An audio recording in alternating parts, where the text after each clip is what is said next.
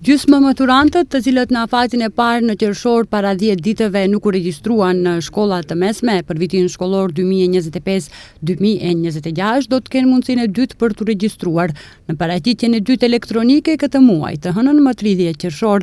Dokumentacioni i nevojshëm në shkolla do të dërgohet ditën e ardhshme më 1 korik, ndërsa ranglista e nxënësve të regjistruar do të kumtohet më 2 korik deri në orën 12.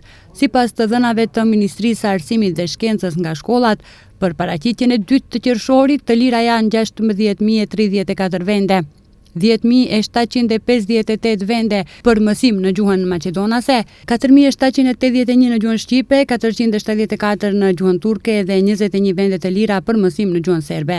Për arsim të mesëm gjimnazal 4.727 vende të lira dhe 12.307 për arsim profesional. Pas aplikimit të parë të mbajtur nga 14 deri 17 qershor, gjithsej të regjistruan 13.712 nxënës nga 16.601 të paraqiturit. Prej tyre 10.172 nxënës janë regjistruar për mësim në gjuhën maqedonase, 3.248 në gjuhën shqipe, 279 në gjuhën turke dhe 13 nxënës në gjuhën serbe.